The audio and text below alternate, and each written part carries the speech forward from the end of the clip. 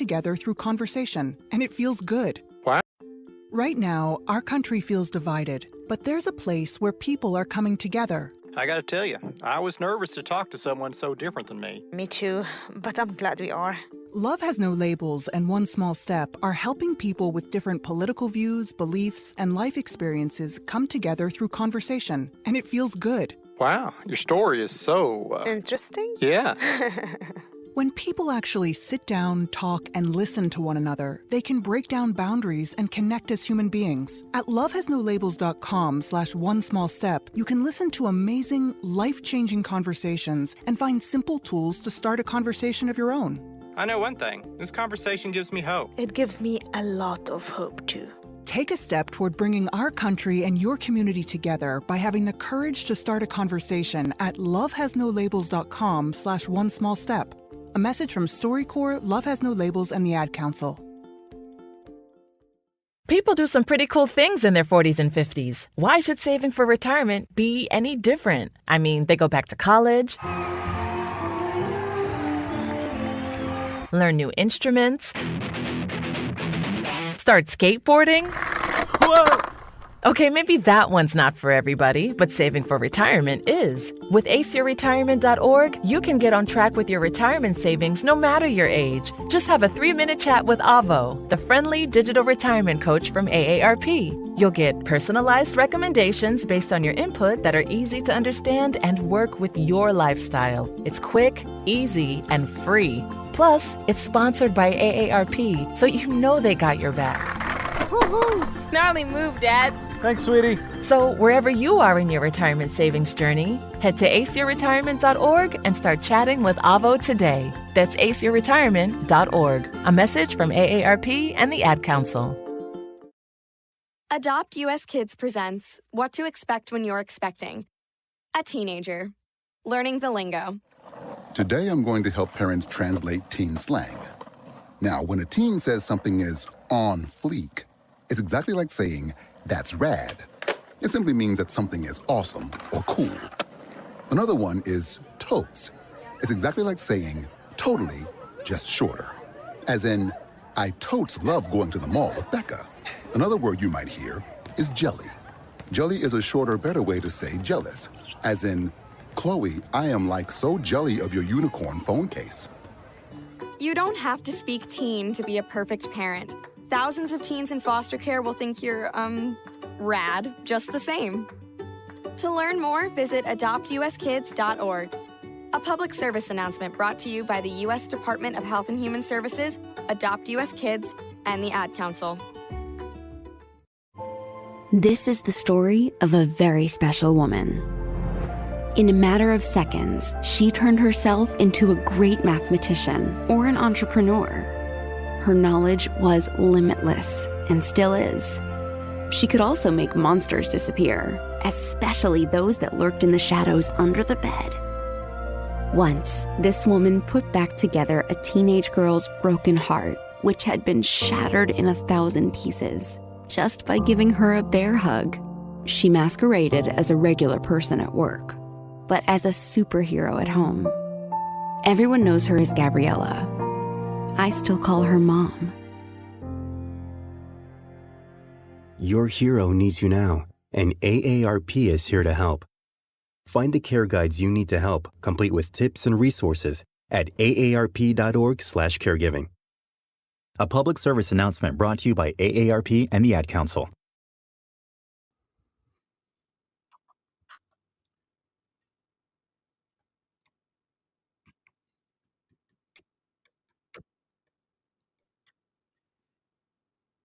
$12 straight up. Good afternoon, everyone. It's a Friday edition of Middays with Q. As always, I'm your host, Rich Quinones. Angel Martinez behind the glass, producing the show, keeping us on the air. 60 minutes to play with. We'll take you right up to 1 o'clock straight up. We are coming at you live exclusively on Sports Radio 102.9 FM, The Game, Southwest Florida's newest game in town. We are powered by Riptide Media Network. Get in on the conversation, 727-858-6650. A very busy show up and down the East Coast. You have game one of the NBA Finals in the books. You got the Stanley Cup Finals on the horizon. You got the Yankees and the Phillies rolling, NFL news and notes. Steve Gardner from USA Today on baseball at 12:15-ish. I'll give you my plays. By the way, bad job by me. 2-1. Should have went 3-0, but for some inexplicable reason, I thought the Chicago White Sox were actually going to win a friggin' game last night. They've dropped another one. I believe they're 13 straight. They were getting no hit, and I was getting trolled on X, by the way, at Rich Q, because I only gave out 4 out of 6 winners over the last 2 days. But we'll have a little fun with baseball. As I mentioned, NFL news and notes, Steve Gardner at about 15. And of course, you guys out there, get in on the conversation, 727-858-6650. We are live on Broad Street South YouTube channel, as well as my own Rich Q on Q. And I'll tell you, we're now in I feel as though, because we're kind of displaced, right? So Pete Shepard, who you hear Monday to Friday, 7 to 10, Pete Shepard Show, does an outstanding job. He's a Boston guy. Then you got mi hermano. You got Angel Martinez, my guy, Martinez and Company, 10 to 12. He's a Philly guy, right? Those two knuckleheads reside in Florida. They always remind me of that. Now here's me. New York guy, East Coast, New Jersey, right? But a New York guy. So we got Boston, Philly, and we've got New York, if we want to say New Jersey-ish, whatever. Point being, I feel as though no matter what, when we look at all those media markets, people just want to stir the pot when it comes to their sports teams. They just feel like just digging a knife, right? The little dagger here and there. They're trying to find something where there's nothing. And we're seeing it right now in our backyard with the Philadelphia Eagles. And this is why, again, local yokel talk on the radio. It's just, this is why we do something different here with Riptide Media Network, 102.9 The Game. You don't need to always stir the pot. Listen, and you're talking to someone that absolutely loves to stir it. I'll stir it with the best of them. But now you get these comments that we're hearing in the local markets, in the media, in my backyard, in the Philadelphia media, regarding Jalen Hurts, regarding the offense being new, regarding not on the same page already with Nick Sirianni. Doesn't really have much thought in the Nick Sirianni. Everyone's trying to make it out to be Jalen Hurts. And if he continues down this path, if he doesn't put up good numbers, if the stats aren't there, if the leadership is not there, Jalen Hurts is going to go bye-bye. It's absolutely ludicrous, and it's absolutely asinine, and it's a lazy take. But this is what we've become accustomed to. This is just where we're at. And we haven't I don't care. You look at what's going on in Miami with Tua. Everyone's looking at Tua, and they're like, oh my God, this guy looks like he dropped 30-something odd pounds. He was already light. He was already skinny. He was already not the strongest kid in the world. Well, now there's got to be something going on with Tua, right? There's got to be something going on with Tua. No. The guy dropped some pounds. He wants to be lighter on his feet. And right away, if he starts off and he struggles, it's because he lost too much weight. Jalen Hurts, right away, if he struggles, it's because he got the bag, and look what happened. 6 out of 7 they lost, closing out the season.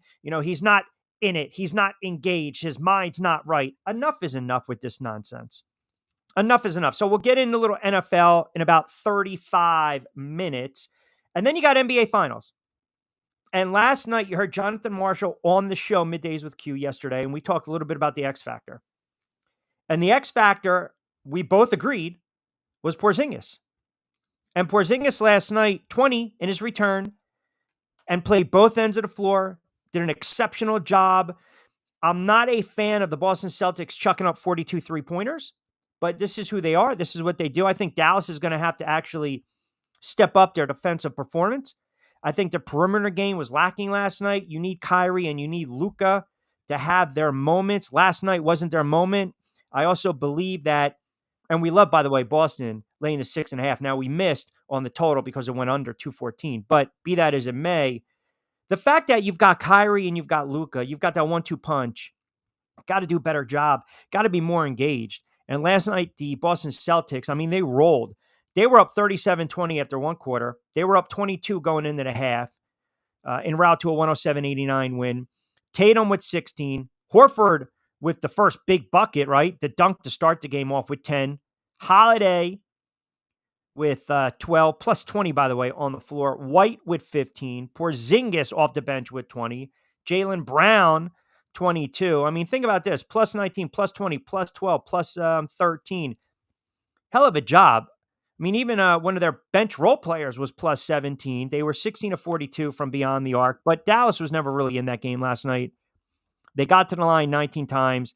They had to actually shoot themselves back in the game. They were 7 of 27 from three-point land. Quiet night from Kyrie, 37 minutes, only 12 points. That's not going to get it done. You need max effort.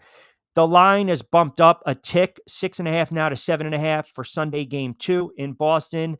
Listen, if the Dallas Mavericks do not win game 2, this will be a sweep or it's going to be a 5-game series. And it's going to be a short series. And again, we're going to have to sit there and we're going to have to wax poetic about the Boston Celtics winning their 18th banner. And it's going to make me sick to my friggin' stomach being a Knicks fan. But if it puts money in the pocket, call me a hypocrite.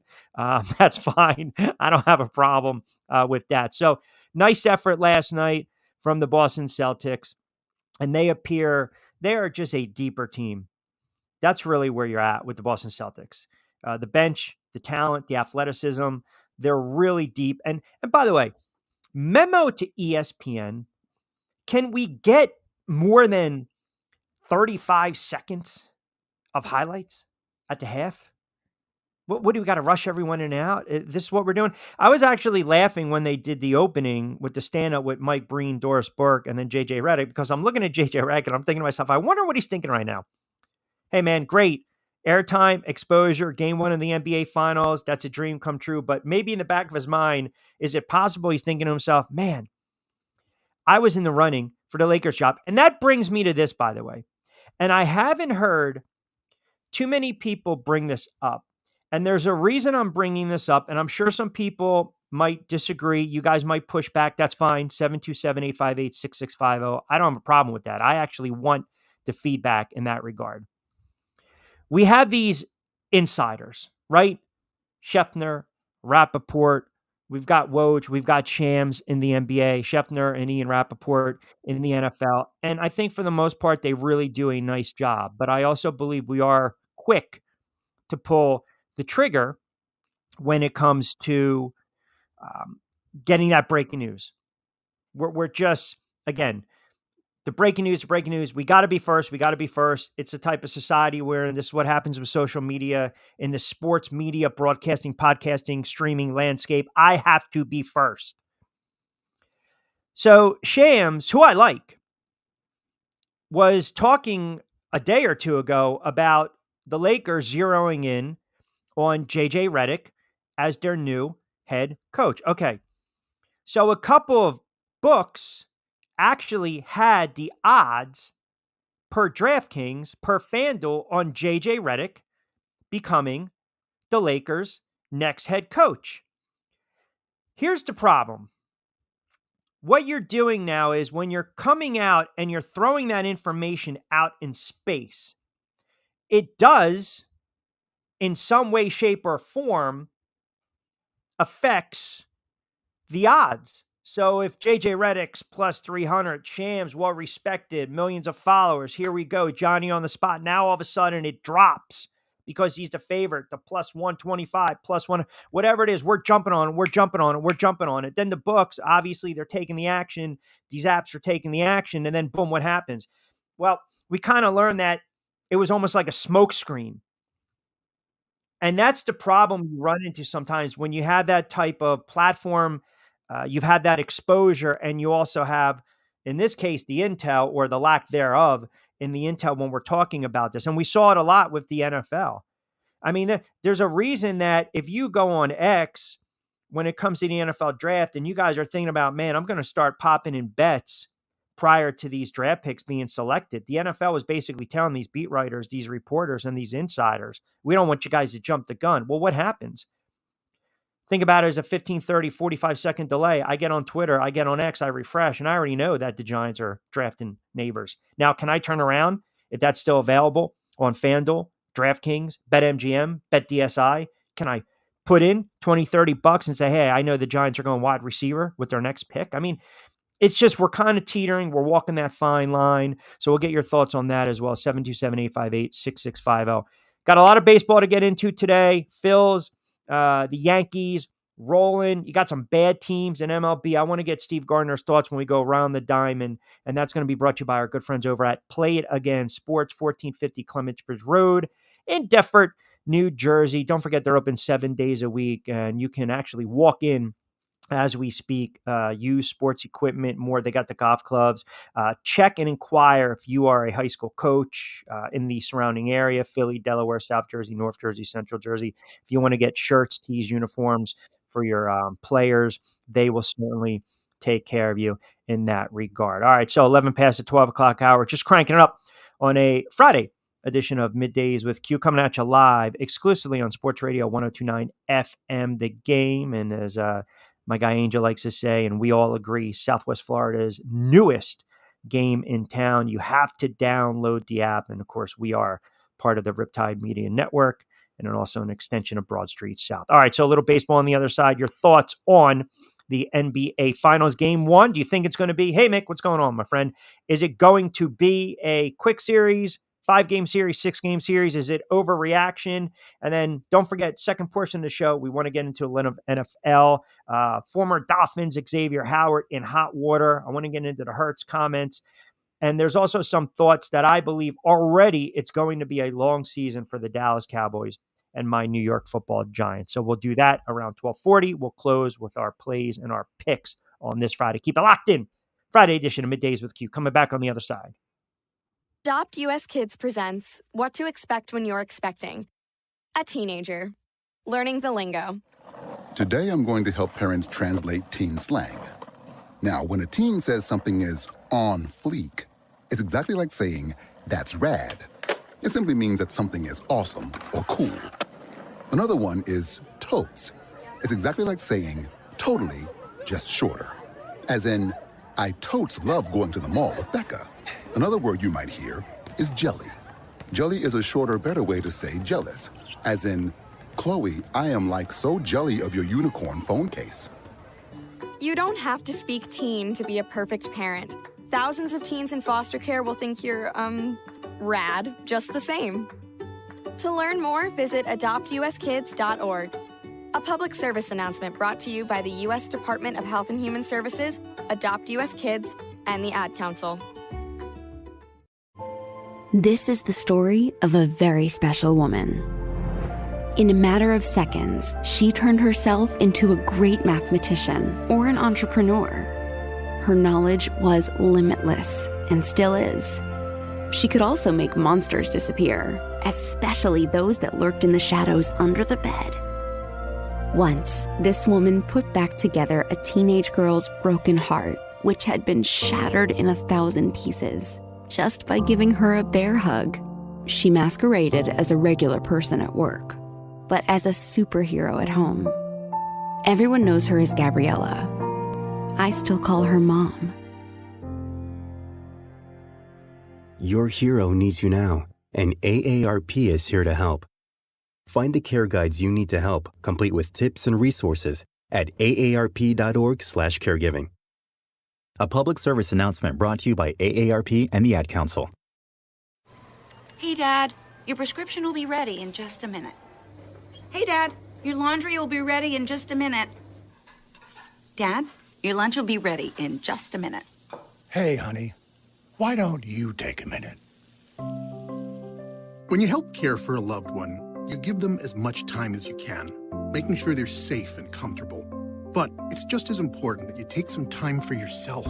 At AARP, we can help with information and useful tips on how you can maintain a healthy life balance, care for your own physical and mental well-being, and manage the challenges of caring for a loved one. Because the better care you take of yourself, the better care you can provide for your loved one. Thanks, Dad. Thank you. You're there for them. We're here for you. Find free care guides to support you and your loved one at aarp.org/caregiving. That's aarp.org/caregiving. A public service announcement brought to you by AARP and the Ad Council.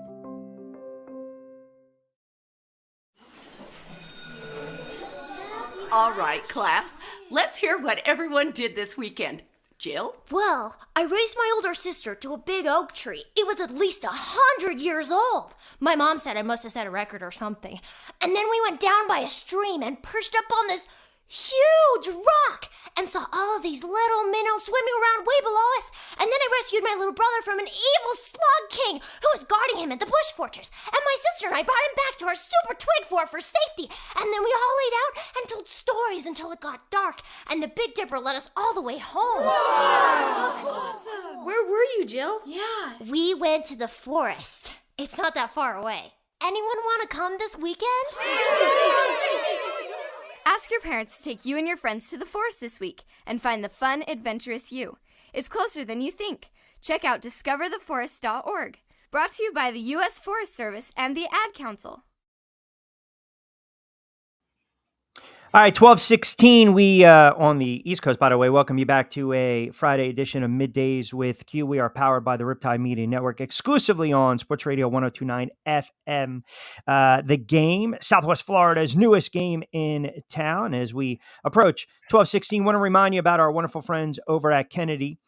KennedyIdeas.com, Kennedy Marketing, Events, Public Relations, driving connections, fueling experiences, inspiring authentic engagement, uncompromising focus on your needs and goals. And hey, if it's uncompromising, that's exactly what you're looking for. Kennedy creates a genuine customer experience that deliver action-driven results and forge relationships naturally and honest. Check them out right now online, KennedyIdeas.com. And a baseball writer who is never compromising his values, let alone his opinions, our good friend from USA Today, Steve Gardner. Thank you, Rich. What's going on, Steve? Appreciate it. How you doing? I'm doing well. Always looking forward to talking some baseball with you. You know, I was giving out my plays yesterday, my Q's picks, and I was feeling pretty cocky and arrogant and confident that we were going to go 3-0. We were sitting there 2-0, and then for some inexplicable reason, I decided, you know what? I think this is the moment that the historically bad Chicago White Sox, who are getting no hit, by the way, winning, because you know why? You can't tail those teams 6, 7, 8, 9 games in a winning or losing streak. So I figured maybe last night was the day. It wasn't, perhaps today, but I hate starting the segment off on a negative, but we got to start with how poorly that franchise is right now. I think when we were doing our preview, we thought it was going to be bad, but this team's historically bad. Yeah, on pace for even to surpass the 62 Mets for the worst record. So yeah, things are not going well on the south side of Chicago, and there's word now that they may want to trade perhaps their best player in Luis Robert. And if that happens, you kind of push the rebuild back even further. So it's certainly not a good look. And it's not good for the foreseeable future there for the White Sox. 26 games back already in the AL Central. Nice start from the Guardians. Speaking of nice starts, my New York Yankees and, of course, in the backyard, Philadelphia Phillies with exceptional starts. I pulled up the Yankees numbers, and I know it's just going to drive people crazy because, I got to wax poetic, and they'll probably lose in the ALDS or the AL Championship Series. But be that as it may, 17-21. I mean, Volpe is getting on base, showing maturity. Stanton looks like comeback player of the year. Judge is Judge. I know the issue with Soto. Torres is starting to hit. The pitching's right there with that kid Gill. I mean, listen, right now, you look at what they're doing. You look at what the Philadelphia Phillies are doing. We'll speak about them in a moment. It just seems as potentially those two teams maybe on a collision course. But again, as we know, the baseball season is an extremely long season. Yeah, could be taking a trip back, 15 years ago when those two teams met in the World Series. So, both teams are playing exceptional baseball. And you talk about the Yankees and everything that has gone right for them. One of the things that has gone wrong, Garrett Cole's injury at the beginning of the season, now is just sort of like an afterthought as he's ramping up and getting ready to, possibly go on a rehab assignment, rejoin the starting rotation. Then, a team that has been the best in baseball pretty much could get immensely better. So it's almost as though it's a deadline acquisition, if you think about it, as goofy as it sounds, right? Because you haven't had them for half the season, you're going to get them back. Sure. You're not giving up anything either. No. So it's got to have the Yankee fans, for all the disappointment that they've endured over the past, several years. it's got to be something that's making them lick their chops and get excited for October. Yeah, well, listen, the hitting's there, but you also got to talk about the pitching, right? 2.72 ERA. Cortez, Stroman, Gordon, the kid Gills I mentioned, 8-1. Out of nowhere, 1.82 ERA. It's not the start that's a Tampa Bay and their pitching staff historical start that they had last season, but hey, man, I'll take it. I'll run with it right now. Absolutely, and the thing too. I mean, the bullpen. Clay Holmes has been amazing, and to be able to pitch deeply into games, then turn it over to the bullpen, which has been solid, and that Holmes is going to close things out most of the time. That's a pretty good recipe for success, whether you're in June or later in the season when it comes playoff time. Yeah, and then conversely, again, I guess you can say in my backyard, the Philadelphia Phillies, where I'm trying to find a weakness right now. I mean, even when we're getting ready to berate Castellanos, he has a big hit, a walk off. I mean, now all of a sudden his bat's alive. We already know about their pitching. You know how I felt about Nola for years. Pitching like a Cy Young candidate. Right now, the manager's pushing all the right buttons and they can score. They're playing much better defense, and they have probably, if you look at their starting rotation, it's one of the strongest in the NL. Absolutely. You mentioned Nola, and he's maybe the third best starter. I don't know if that's true, but Ranger Suarez has been Yeah. amazing this season. Zach Wheeler is still the ace that he's always been. And you throw Nola in there and Christopher Sanchez, Taiwan Walker, or, it's been a great start of the season with Spencer Turnbull, who's come in and now been excellent in long relief. So, yeah, that pitching staff is solid.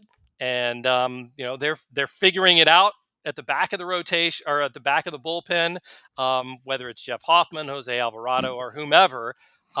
They seem to be able to be getting it done. And Rob Thompson, has confidence in anybody, any one Yeah. of those guys to close out a game. So he's not married to one closer. And having if that guy should struggle, then what do you do? An existential crisis. Doesn't look like it's going to be that way for the Phillies this year. I don't want to write off Atlanta just yet. I mean, look, the Mets are done. Washington's done. We'll get into Miami because we are based, Riptide Media, Sports Radio 102.9. The game is based in Florida. So we'll talk about those Florida teams for a couple moments respectively. But you look at the injury with Acuna, they were still able to win a World Series a couple years ago. Without him, do you believe the Phillies will run away with this division? I think they have the potential to, and they're clearly without Acuna on Atlanta and without Spencer Strider too, Yes. who was injured at the beginning of the season. They're clearly the better team. So I think it may be, while not a cakewalk to a division title, they are certainly in very good position. That said, Atlanta is still talented, and I think the guys on the Braves that are still out there have not really hit their stride either. I mean, Matt Olson has had a far subpar season from what he had last year. Marcell Ozuna is setting the world on fire, though, so that's something for Atlanta to bank on. But I think there's still improvement that this Braves team can have, and so in that regard, you got to count them as a threat when it comes to playoff time. And we've seen, if you're a Phillies fan, how you can catch fire Sure. at the end of the regular season and into the playoffs and ride that to the World Series.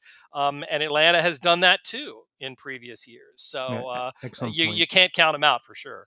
No, it's a great point. Again, 12:24 on the East Coast, a Friday edition, Middays with Q. Rich Quinones here. Angel Martinez behind the glass, producing, keeping us on the air. Steve Gardner, great baseball writer, voter for the Hall of Fame as well, kind enough to join us for a couple moments. We'll have Steve throughout the baseball season. Been doing this for a long, long time. He and I on the airwaves. I have to bring up Miami. Tampa Bay, they just had a very short, if you will, 2-game set in which, again, Tampa Bay was able to defeat Miami. They took two of that one. But ultimately, look, this is a 21, speaking of Miami Marlins, this is a 21-41 squad. They're 22 back. I mean, I look at them and I look at maybe De La Cruz is probably their only player they can kind of hang their hat on. The pitching has just been god-awful, atrocious. Yeah. This year.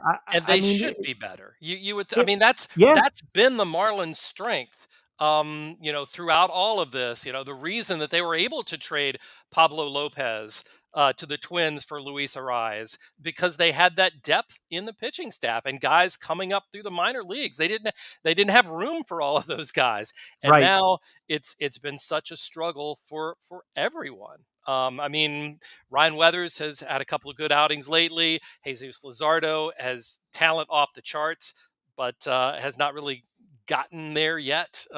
So it's one of those situations where, do you feel like these guys will come around eventually, and how much of a building block, franchise cornerstone they can be, if and when the hitting comes around? Yeah, and Tampa Bay is 31-31. I believe it's a 4-game set starting tonight against your Baltimore Orioles. But again, last year they got off to that red hot start, and it was really because they had a minuscule ERA. It was sitting at like 1.13. And again, I hate to kind of belabor the point. I mean, look, they've got a semblance of an offense here and there, but in baseball, you know this, right? I mean, at the end of the day, it's always going to go back to pitching. And I think and correct me if I'm wrong, the first 2 months of the season, 2+, the ERA was like 1.3, and now it's sitting at 4.2, 4.3. I mean, are the Rays, I don't want to say a product of their success from last season in a very stacked AL East, or just not a sound or a poorly constructed roster right now, lineup? I think what the Rays have been able to make so much more out of the sum of the parts, whether it's platooning, whether it's stacking the rotation, the bullpen, maximizing players' talents to forward and further the team's success. And Kevin Cash is one of the best in the majors at doing that there in the dugout. So the ability to do that is there. I think what the difference is now is that when that talent doesn't, max out the way that it has the last couple of years, you're going to get some periods that are down. And, Yandy Diaz is not having as great a season as he had last year. They battled some injuries. Josh Lowe was so good last year, but he's battled injuries this year and hasn't really contributed a whole lot. You talked about the pitching. Zach Eflin has been injured for a bit. Yep. Taj Bradley's been injured.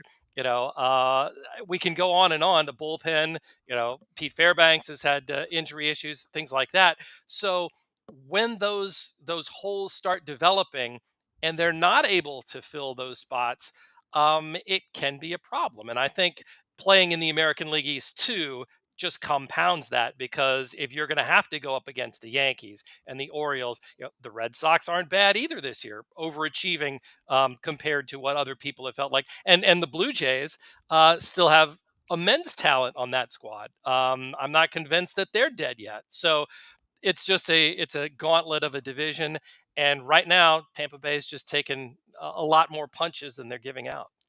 Yeah, I'd be remiss. We get listeners from all over the country, and our guy Penguin AC just comment. He's in Arizona, so I would be remiss because he's driving and listening show, and I appreciate it. His Diamondbacks right now 3 back, I should say 3 under 500, 6.5 back in the NL West. We talked last year. I'm still kicking myself because I had them. Think about this. I'm betting them to win the friggin' pennant, but I don't play them to win the World Series, so I don't know. What I'm doing here, and.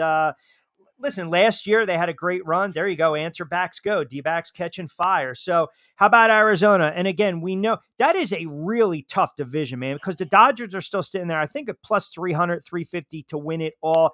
How many years have we talked about the talent of San Diego with that roster? Just, bats all over the place, but they're already 8 back. And then you got the Diamondbacks 8.5 back of the Dodgers. Listen, ultimately, are they going to be a player in the division after what we saw last year with their great run? I don't know. And the reason is, Zach Gallen has got to be healthy and leading the charge as their ace. And, having him on the IL with the hamstring is hamstringing the Diamondbacks in trying to make a legitimate surge. Merrill Kelly also been on the injured list since April and just starting to get close to coming back. So those two guys, if they can get them back in the rotation, then maybe it takes the pressure off Jordan Montgomery, who has not been anywhere close to what they had hoped he would be this season, and then pushes everybody else down. So right now, I think the Diamondbacks want to be able to just tread water until they get their big guns back. And then, let's see if Corbin Carroll is completely healthy and can get back to what he did last year. Christian Walker has been good. Ketel Marte has been wonderful. So, I mean, there are many pieces that the Diamondbacks have. We saw what they could do last year. It's just a matter of getting back to that level of performance because, obviously they were very good. They came through in the clutch, and it's a team that certainly now knows what it has to do to win. It's just got to get back there. Midway through a Friday edition of Middays with Q. Rich Quinones here. Angel Martinez behind the glass, 12:31 on the East Coast. Appreciate everyone tuning in as well on X and the YouTube channel, Rich Q on Q, Broad Street South. We are part of Riptide Media Network. And as I mentioned, download the app, Sports Radio 102.9 FM, The Game, Southwest Florida's newest game in town. Steve Gardner, kind enough to join us, talking a little baseball with him. Always great to talk a little baseball with Steve. So, all right. This latest gambling scandal, suspension in baseball, and you know me, I'm a cynic. I've been that way for years, right? And I look and at that's it why like we this. love you, Rich. That's why we love you. Because I'm all about the conspiracy theories, and I know it just drives people absolutely batty and insane. And I've tested your patience for years, and I appreciate you just having a thick skin when it comes to that, because we know I can be very aggressive and pushy and a tad overwhelming at times, but I'm going back and I'm saying to myself, first and foremost, there's no way Ohtani did not know what was happening. And let me tell you my Go ahead. reasoning. I'm letting you go. All right. Go for it. Here's my reasoning, right? I brought this up the other day on the air. When I travel and I do the fights and I have to stay at a hotel, what do?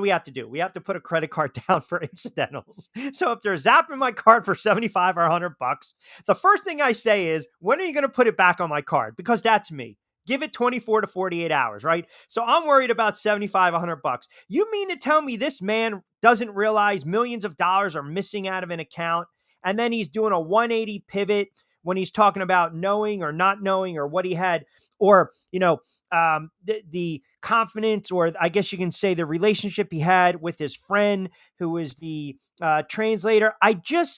Part of me believes he knew. I'm not saying he had a hand in it, but I think it was something where if you need the money, take the money. And I still believe if that's the case, you have to also, as much as I'm a huge Ohtani fan, he has to be held culpable a little bit, because now we've got this latest gambling suspension, which I believe feels like the tip of the iceberg.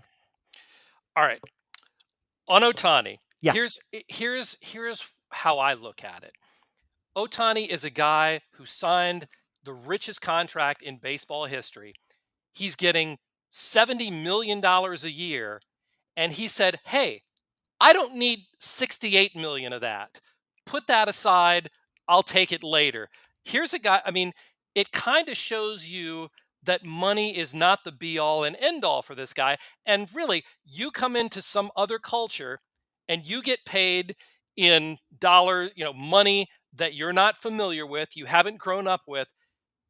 I would imagine there's a little bit of a sense of it's just play money, whether it's 7 million or 70 million, it's all just money. And he's had people that he trusted to take care of that. And he wanted to focus. And I think you can talk to players that have played with Shohei Ohtani, played against him, people who have had interactions with him. He's all about baseball. And that's all he wants. He doesn't want to go out. He doesn't want to really socialize a whole lot with teammates and, hit the clubs and all that sort of stuff in every new city. He's all about playing baseball, and he's got a lot on his plate. Sure. Having to hit and pitch, Sure. So you've got studying and all that sort of stuff to do for all of that. So I can understand how, if he had somebody that he had a relationship with for all of the years since he came to this country, who handled all of his affairs, who was the go-between not only with other players, teammates, the media, but also with the financial institutions, the agent, the lawyers, everything else. That was the go-between. And I think that's where the system broke down, is he didn't have other people who spoke Japanese who he could trust as well. It just funneled through this one very, Perfect. very small channel. And that's how I could see exactly what we've been talking about, and it seems like happened, is that he trusted Ipe Mizuhara implicitly so he could focus on baseball, and that was the result of his naivete. See, this is why I love having you on, because I am I'm going to fire, I'm going to shoot, and then look first, right? Right. I fire, and then, right. Ask You are, questions later. yeah, you are more, okay. Well thought out. Well said. And I get where you're going with that. What about the latest right now with MLB coming down, and they had to sanction 5 players, I believe, for violating the league's gambling policy? This is kind of funny because the one thing I've noticed, these guys, they all suck at gambling. Terrible. I know. That's the one thing. The first thing I read is I was like, you guys suck. Like, hit a parlay. Do me a favor. Like, you know what? Bet on your own team if you have to. If you have some insider, just win one bet. And I'm thinking to myself, they can't even do that right. What was one guy's record on parlays? Like 4%. He won 4% I mean, of his parlays. I can go like that and hit a couple bets. No kidding. Yeah, I mean, a lot of times the laws in this country are designed to catch the stupid people. I mean, I don't want to be too simplistic about it, but if you're using your own name, you're betting on a public site, and you're wagering $1.90, on a bet or something like that. It's almost like you're asking to be caught. You deserve to be caught. And that's kind of what the system is set up. When Major League Baseball got in business with these sports books and all of the gambling related media, they had to put in place some, even rudimentary fail safes in the system, and being able to detect if players were actually betting on baseball and, heaven forbid, on their own team. That stuff has to be able to be tracked. This guy bet 99. One guy bet $99. That's it. No, like what? Like a total. Yeah. In total. I mean, in for a penny, in for a pound. If you're going to go out, die with your boots on. I don't know how much these guys are making, a couple 100,000. I don't know. And I know the whole, well, if you're making hundreds of millions, you're right. You're not, what's the point of risking it? Because this, if they're, say in the NFL, if it's Patrick Mahomes and all of a sudden the line, Kansas City's favored by 6 against Denver, and then the line for some inexplicable reason goes from 6 to 12, well, guess what? That's pretty much telling you Mahomes is probably banged up and not playing, right? Or that, massive bet coming in, that's right. 5, 10, $15 million. That's really going to move the needle. I don't know, man. I just feel as though we're seeing it in the NBA when the goofball kid that played for Toronto decided to group text his friends talking about, we might get hit with a RICO. You can't make this up. Don't say that out loud. Yeah. It catches the people who are easy to get caught, will get caught. Yeah. And I think one of the things too, so at least there are those little parts of the system that catch those people.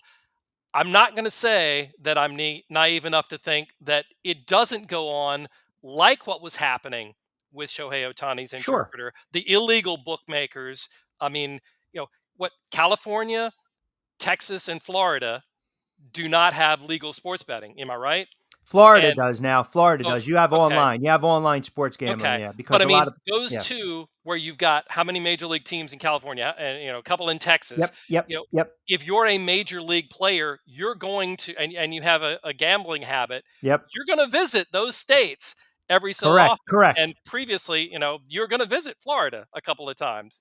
So you've got to figure out a way to turn it off there, or search for the the illegal bookmakers and things like that. And I think that's a bigger thing that MLB has to worry about. And that's why they had to investigate and come down really hard on Shohei Ohtani's interpreter, because he was working with an illegal bookmaker. And, it's tougher.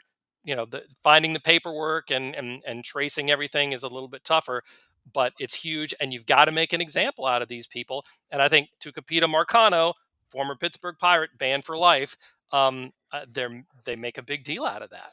I mean, but you almost say at the end of the day, is it really worth it, right? I mean, again, unless you're doing something where you're going to get a massive guaranteed payday. I mean, Yeah, this if you're wasn't a like in the player. 70s, 80s, the point shaving and, in college basketball. And then I mentioned this the other day. It's one of the reasons that the Feds were able to pinch, Henry Hill. They were talking about point shaving in Boston College. And it's so, the problem is it's so prevalent, and we want to, I guess, be naive to it, but we're seeing it in the NBA, we're seeing it in the NFL, we'll see it in the NHL, we're going to see it in baseball. This is what happens when you kind of open up the books and open up Pandora's box. And now all of a sudden, hey, everyone's in bed with sports betting, gambling. You can't look at, the bottom scroll, the ticker, without odds changing in game. Hey, first pitch going to be a strike. Is he going to strike out? Is he going to hit an anytime home run? It's like we're pushing this in one breath, but then it's almost like, no, in the next. Yeah. And it's interesting too, is that now the young players that are coming up through high school, college, minor leagues, all Sure. that sort of stuff, they're going to have their entire life of sports being connected to sports betting. So it's going to be almost second nature to have that around. We're going to have, more people being more comfortable with placing a wager. And baseball does allow the players and front office execs to bet legally on the NBA, the NFL. You can do that, but just don't touch baseball. And maybe for some, if, as we saw with Mizuhara, he gets into, some trouble, gets in the hole a little bit, and then panics and starts going, okay, well, I got to make that money up. Right. Now I got to use the knowledge that I do have. And eventually, that could lead to betting on what the best, and that's baseball. Yeah. I wonder if any White Sox are going to start betting on their team during this horrible. Yeah, they've already. You can't lose any worse. No, you cannot. Steve Gardner, don't forget, give him a follow on X at Steve A. Gardner. Does a great job. USA Today baseball writer, reporter. I actually say historian of the game as well, senior fantasy editor, and of course, BBWAA got that vote as well. And I'm sure during the season we will start to talk about Cooperstown, because I always love those spirited debates with you. But Steve's going to join us throughout the season. Always good to me. Always appreciate it. Wonderful insight, and has tolerated me for, let's just say, more than a decade, if you will. And we've had some nice, we'll say, friendly battles on the air. But always appreciate you jumping on board for a couple minutes, pal. Thank you. It is a labor of love sometimes chatting with you, Rich. I have to say, it's always fun. Well done. There you have it. 12:43. Quickie timeout. We will come back on the other side, and we will certainly reset the table. Got to remind you as well, a Friday edition of Middays with Q, powered by Riptide Media Network, exclusively on Sports Radio 102.9 FM, The Game, Southwest Florida's newest game in town, part of Broad Street South. And as my good friend Angel Martinez keeping us on the air, cueing us to take a break. Got a 15 plus to play with. We'll come back on the other side. We'll sprinkle in some NFL news and notes. I want to get into this Howard story and also Jalen Hurts as well, but always appreciate Steve Gardner for a couple moments. Quick timeout. We'll be back. To some people, the sound of a baby babbling doesn't mean much. But that's not necessarily true. By 6 months, they're combining vowels and consonants. By 9 months, they're trying out different kinds of sounds.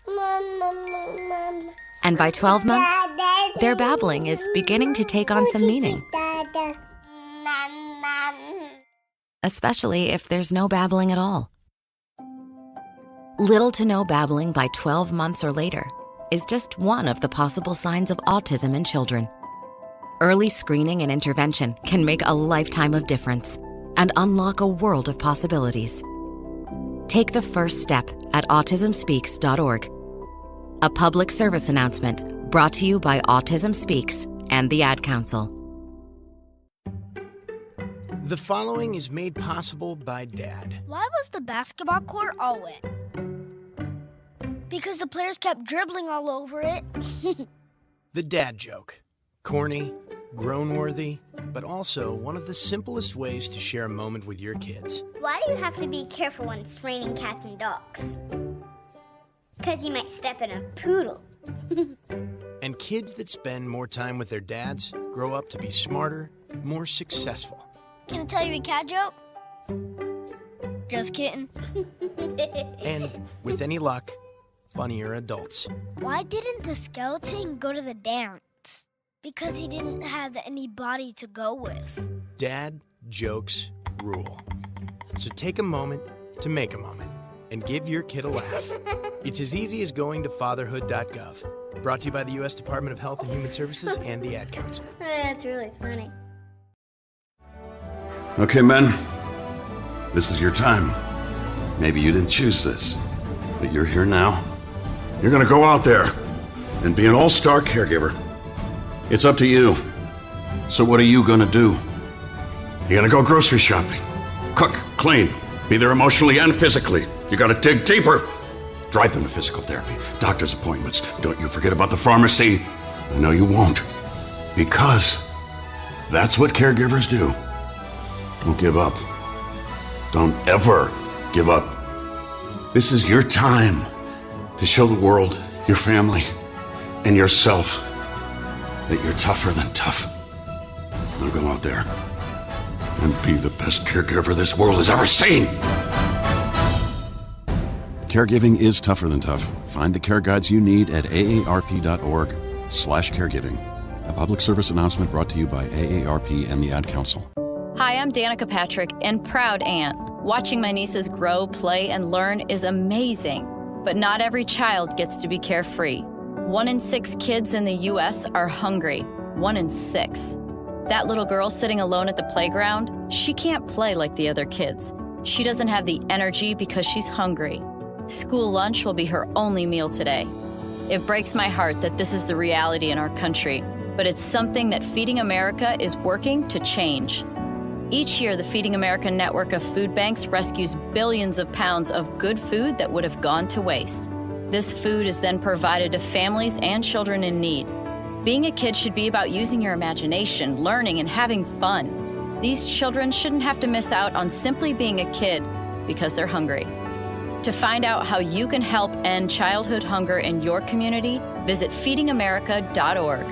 Brought to you by Feeding America and the Ad Council.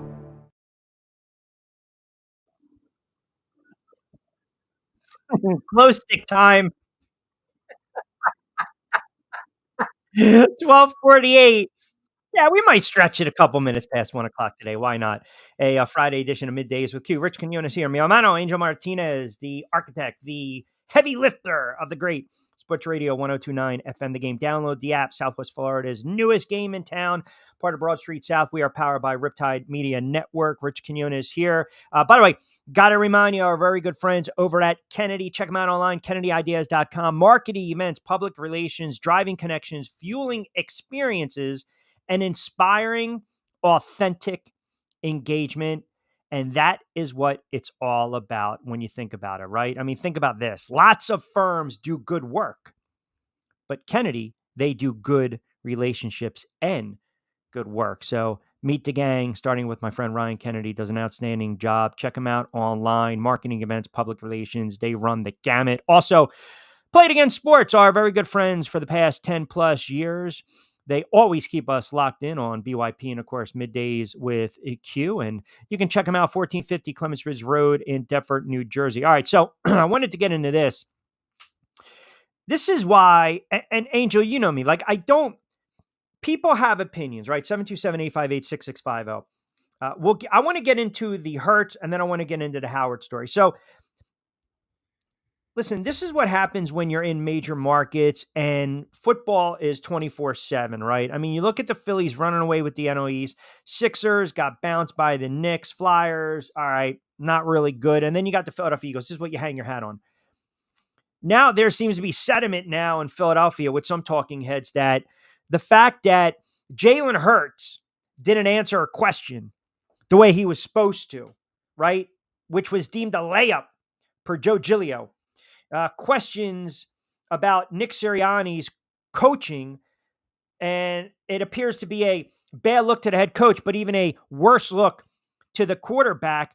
I don't know where we're at right now, where we want to keep piling on this kid. And I know you mentioned the other day, his attitude, so to speak. You and I are not privy to it, right? We got to be honest, got to call it the way it is. But I can only answer or respond to those that I talk to that are in the know, that cover this team.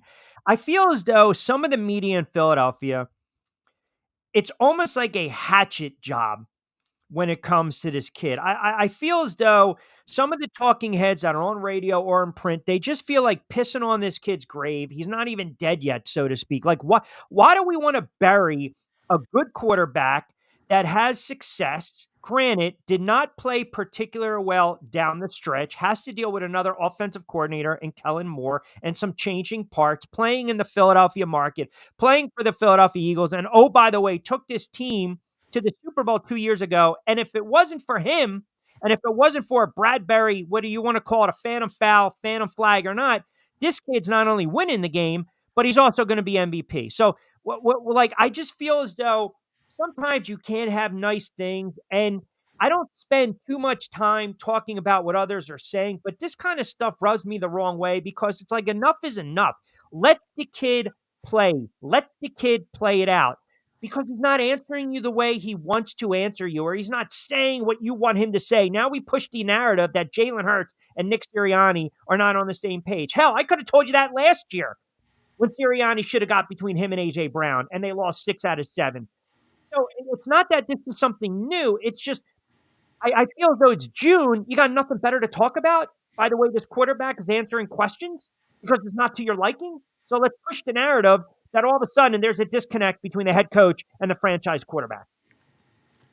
For as much as they're trying to make much to do about nothing, that's exactly what it is. It makes no sense to me. So what? He didn't want to answer a question. Big whoop-de-doo. We're not even in camp yet, which cracks me up even more. It doesn't make a difference either here or there. Whether he wanted to answer it, didn't want to answer it, whatever, blah, blah, blah. It's just there's nothing else to talk about up in the Philly market. So you got to bring something up as goofy as that because who cares? Jalen, everybody knows that him and Nick Sirianni are going to be on the same sheet of music no matter what. Last year, yes, there was a major disconnect. Both individuals have to show what they're going to prove this season. We're going to see what's going to happen in minicamp. We're going to see what's going to happen in the first game of the preseason. You guys heard me mention too, when it comes down to it, when they didn't bring anybody in on the entire line throughout the entire preseason. So it's really nothing, but you want to make something big out of absolutely nothing. And that's exactly what it is. There's just nothing to see there, but just so what? So Jalen didn't answer. Whoop de friggin' do. There's going to be the same question asked 30 different ways when it comes to camp. And the problem now is, see, when you throw something that's dangerous, when you throw something out like that that has no substance, no backing behind it, and then if they start to struggle, then you can turn around and be like, see, I told you. Like, that's the problem, right? I mean, and by the way, when you said nothing to see here, it just reminds me of the scene in The Naked Gun when they're like, hey, exactly. There's nothing to see here. I mean, Leslie Nielsen, you can't do worse than Leslie Nielsen, right? Everywhere I go, something reminds me of her. Yeah, it is. It really is much to do about nothing, and it really is annoying. And sometimes, you're giving the power to Mike to some of these friggin' clowns, and it's just like enough is enough. Like, you're finding something to twist, right? I believe my Giants. I believe the Giants are in for a very long season. Right? Ryan Daboll, great. He lost weight, so did McAdoo, and then they fired him after he came back slim, right? You're taking over the play calling. You hire Kafka, not ready to do it. You have no offensive pieces. What I'm saying is not stirring the pot. It might rub some Giant fans the wrong way, and I'm the biggest diehard Giant fans out there. You cut me, it's blue. I mean, you know this. I just got to be realistic. I mean, they're going to stink this year. I think they have a boatload of problems, but I'm not going to sit there and say if Daniel Jones is sitting at the microphone and he's answering questions and he's got a perplexed look on his face, it's because he didn't rehab enough. He's not taking it serious. He cashed in his shot. I mean, what are we basing that off of? Sometimes you don't have to always show your hand. You don't always have to say, we want to scream, and we all do it, not only as talking heads or being in media or being talent, but as fans. We always want players and coaches to say what we want them to say. Why is this guy not fiery? How come he doesn't say this? You and I were going back and forth last season, and I was telling you, Jalen Hurts is not going to come out and be critical. That's not who he is. But as a fan, maybe we want to see that. But then what happens is when your quarterback says something that's critical of other teammates and or coaching staffs, now you got to disconnect. Now you got a major story on Monday, and you're talking about major media networks. If Tua turns around and starts to go off on McDaniel after 3 weeks, that's a problem. That's a story, because those two seem to be on the same sheet of music. Might be a different story in Tampa Bay with Baker Mayfield. Who knows? And by the way, they did sign Sterling Shepard, so good to see him latch on a team. But point being, just because the players and the coaches aren't saying what we want them to say, it doesn't mean that they don't know what they're doing. It doesn't mean that they're not engaged. It doesn't mean that they're not focusing on the task at hand. Yep. No, it's true, because before I used to go nuts about it too beforehand. Like, all right, why didn't he answer that? But truthfully, right now there's nothing there other than them just getting together for the mandatory OTAs, and that's it. That's all it is. You can't take much of anything from any team right now, minus Kansas City, all the stuff that they have, has happened, and then they just had one of their guys go down again in cardiac arrest. A certain needle. I'm just saying, there's things that end up happening that obviously that, the guys are going through their health. They're going through different types of things in their lives. But to come through with the whole nonsense about, well, he didn't answer that. Whoop de freaking do. It really doesn't matter. The real broadcasters of Philadelphia, they know it's nothing that's going to break anybody's bank. It's nothing that Jalen Hurts and Nick Sirianni disconnect. I know everybody's trying to come up with that super narrative that, oh my God, Jalen and Nick must be not seeing eye to eye. No, it's no different than we saw year one when he came here. Yes, he answered a lot more questions, but this time he's become more of a seasoned veteran. He knows what's going to make the most amount of sense. And when they get together here in just a few weeks, when they're at camp, that question will be answered by itself. When the guys are out there that are privy to be out in the field, that they can see exactly what's going on, the coverage that they have, we're gonna hear about all those answers. But for the moment, whoop-de-doo. Yes, sir. By the way, it went right over my head. Are you insinuating that the Chiefs player took the vaccine? Was vaccinated? Yeah. They all freaking did it. Don't forget who was the only one that did it? Was it Mahomes?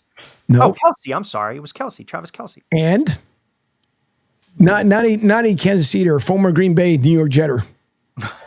Aaron Rodgers. Right. Yeah. It's not, listen, it literally, when you said it, it literally went right over my tresemme. Brought to you by. Did you see this story on former Dolphins Xavier Howard with the revenge porn? No way. Oh, yeah. It's pretty bad, man. Oh, no. So, yeah, I pulled it up, and I had to mute myself because I know you get annoyed when I have the mic on and I'm friggin' typing. And I get it. I mean, that's a rookie mistake. So, former Miami Dolphins cornerback Xavier Howard is being sued for sexual misconduct after one ex-girlfriend and the son of a second ex-girlfriend claimed that the NFL player publicly shared sexually explicit material of the two women and others without their consent. That's court documents provided by CBS News Miami on Thursday. Two plaintiffs, identified only as Jane and John Doe, alleged that Howard publicly circulated photos and videos of the two women and others having sex with the NFL free agent to humiliate them and cause emotional distress. CBS News Miami reached out to Howard, the Dolphins, about the allegations. Neither party has responded at this time. And again, according to documents, if you're looking at the case against Xavier and Howard, let's see, Howard and Jane Doe used to be in a sexual relationship. However, once she refused his advances, the former Miami Dolphin then publicly circulated sexually explicit videos of her without consent, leaving her debased and utterly humiliated. There's a lot more details to this. So they're looking at this forms of revenge, the revenge porn. And I was researching. By the way, if you hear chomping in the background, Kiki's just going to town on Yeah, she's just absolutely going to town on a bone right now. So, let sleeping dogs lie. But is it illegal in every state, revenge porn, or is it not? Is it not technically breaking the law? Like I saw two different. I'd have to pull up the information, but that's a really bad look by Howard if that's the case. And I mean, it's if you read the story, it's just wow. And I believe he was released in February. He still has 3 years remaining on a 5-year, $90 million contract. So Right. he was also sued in 2022 for allegedly giving a woman an STD, according to Miami Herald. I did hear that one, but it's so to the flip side of that. No, there isn't a law against revenge porn, but yes, there is when it comes to as far as publishing something without the person's consent. It's no different than if you, truthfully, when you go around, if you're on the street, for example, like you see, all the media outlets that are out there, and they stop somebody, hey buddy, can I get a quick statement from you, or hey ma'am, can I get a quick statement from you, and whatever the case may be. Truthfully, the way it's supposed to work is that everyone else in the background are all supposed to be blurred out, and then obviously you get the consent from the person that you're speaking to. Is it okay, even if you grab them on the spot, and then the camera goes out? So, oh, by the way, what's your name? Is it okay if I release this? Sure. Yeah. So it comes out to be the same exact way. It's no different than if you had a picture of an ex, whether it being a male or female. Because that's all there are, by the way, male, females. But even if you have a picture of either or, then when you push it out there, that's right. It's a Friday. Get it all out before the wedding. Get it all out before the wedding. That toxicity, get it out. It's okay. It's good stuff. But no, nonetheless, the way it is that it's the same way. Like if there's people that post pictures and it doesn't have to be nude either. So let's get that one straight too. Sure. It could be you and like, let's say your best friend and your former partner was in that picture. He or she can go back and ask you, hey, could you do me a favor? Could you not post that picture? Sure. And it could have been like the best picture ever. You just did it because you have the background, right, the time, whatever. And the person can come back and ask, hey, we're no longer a thing anymore. So could you do me a favor? Could you take that out? And thanks to modern era things that are out there, you can scribble that person out of there without being a jerk about it. But the kind thing would be is to, yes, okay, you know what? Per that person's request, I'm going to take it down. Now, when you deliberately want to expose someone in a very negative light, then yeah, they can take you to court and you can be sued for it. And it is once again up to the judge. And I won't even make the third punt. I'll leave that one alone. But it'll be up to the judge to decide to say, okay, you know what? If there's records showing that you asked, right, and you said it politely, there was a phone conversation went along with it, then according to the court system, is like, okay, that person did everything they possibly humanly can to ask said person to please remove that. At that point, then it becomes a judgment call of, did you go over the line by doing something like that? And no one wants to, listen, for all intents and purposes, unless you work for, an adult place or anything else like that, or you pose for magazines, that's different, but not when it's done something in private. Yeah. Or you can do what George did in Seinfeld when he basically tried to airbrush himself out of the beach photo because it turned out he started to work for Kruger 10 years later, right? After they took his clothes and the radio and the sandbox. So, correct. Yes. Oh, look at this. 105 on the East Coast as we are bleeding in a little extra middays with Q, Rich Quinones, Angel Martinez. I know we got to start wrapping up. A couple things. Angel, Pete on vacation. Next week, Pete already started, deservingly so. So I'm sure we'll do a little on demand on Sports Radio 102.9 FM, The Game. And by the way, now, Southwest Florida's newest game in town, mind you, part of the Broad Street South, and of course, powered by Riptide Media Network. I'll be back Monday to Friday. We'll go on Rich Q on Q, the YouTube live channel. We'll also do some banked shows, produce. Lloyd Vance, my guy Prop's going to join us, talk a little gambling. Jonathan Marshall on the NBA, Steve Gardner as well. Angel will be out all next week because Angel is deciding it's time to grow up a little bit, and he's going to make that leap, and he's going to get married. So when he comes back refreshed, he will be de-stressed. Oh, yeah? You will not. Are you excited? You should be. Of course I am. I'm very excited. Do you not listen to the show? I listen, but I want to stir the pot. I know that you've got a body in Studio B, so I'm doing what the Philadelphia media is doing right now to Jalen Hurts. I'm stirring the pot. I need you to be a little more excited. And I am very excited, as I got emotional yesterday for that simple reason. Because I did propose at Christmas time, which was a very, very fun thing to do for me, at least, and obviously for my lovely lady, by hiding something under a tree, which normally there's nothing there because we love to decorate and do our own thing as far as gifts. But it's getting more and more exciting. It's getting closer. The family's coming into town. Thankfully, my mom's already here because she finally was able to move into her house full-time permanently now that my stepfather's retired. So my sister flies in on Wednesday. There's all kinds of folks coming in throughout the week. So it makes it tough to be able to, and believe me, I'll miss doing the shows. But because we have so much stuff lined up for the week, it makes it a little bit harder to unless I'm taking the show with me on the road, which I'm pretty sure a lot of people probably end up loving, I'll put it in the car as we're picking folks up. Hey, while you're in the car, just wave hi to everybody. We're live on the show here. But there's so much stuff that's going on. And first of all, I appreciate everyone who always obviously tunes in here on the Sports Radio 102.9 FM The Game. Don't forget to download the app, broadcastsouth.com. Make it super easy for you guys. It is pick your flavor of the phone, whether it be in the Android or the Apple version. And of course, Pete Shepard in the morning. It's been such a great time firing up Riptide Media Network with Pete in the morning. I'm quite sure he's probably enjoying a cocktail on a cruise ship as him and his lovely wife Elaine are on there and getting ready to wave goodbye to everybody for a little bit and then come back. And then it doesn't get any easier for Pete either, because then he's got to fly up to Massachusetts, go to the Broadcasters Hall of Fame for Glenn Ordway, who's being retired for the Broadcasters Hall of Fame out there in Massachusetts. So that's going to be a good time. And I'm quite sure he celebrated the win last night too. But no, it's getting very, very exciting because it's getting closer.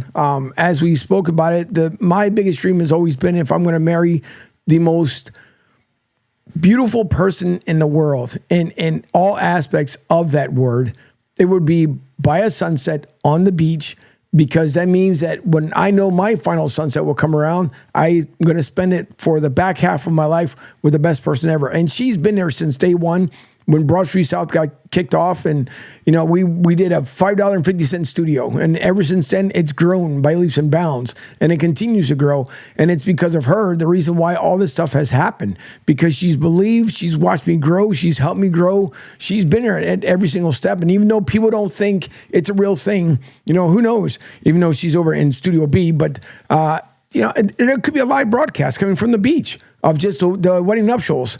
It could happen. You never know. I have always done crazy things before in the past, so one never knows. And here comes Mickey.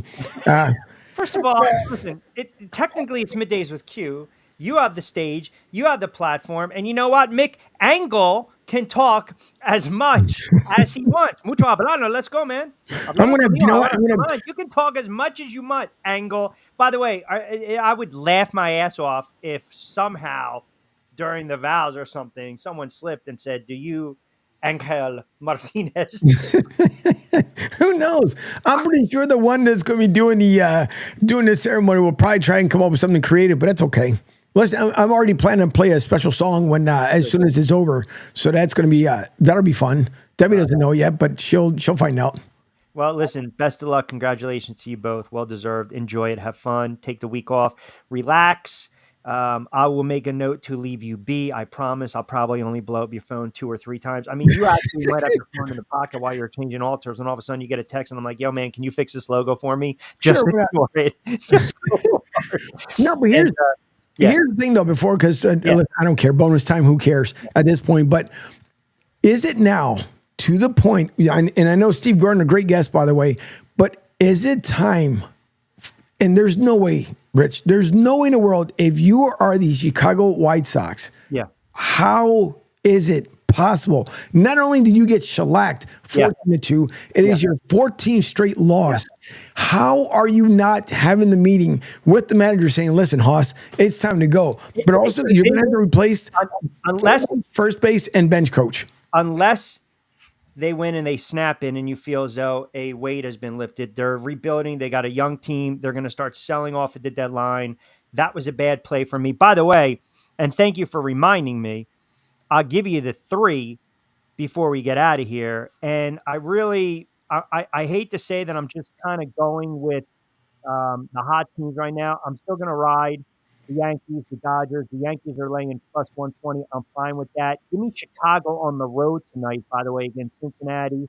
Right now, money line Cubs 110, and then your Florida Marlins. That's even. So I'm going to sprinkle a little bit on the Marlins. So you got the Cubs, you got the Marlins, and you got the Yankees. I am steering clear of the White Sox as we wrap it up. We have to remind it, by the way, because I have a feeling that the pooch is about to get some airtime.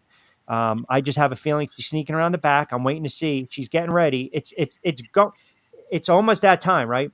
We got the ball, we got the treats. We got to set the lunch out, but then once in a while she'll make a cameo appearance. Everyone download the app. Angel's been doing fantastic work with Broad Street South, Sports Radio 1029 FM The Game, Southwest Florida's newest game in town. We are powered by Riptide Media Network. Don't forget, Pete Angel off next week. I'll still be in the saddle on the YouTube channel, Rich Q on Q, with Middays with Q, as well as BYP. We got a boatload of guests, so we'll put those shows up.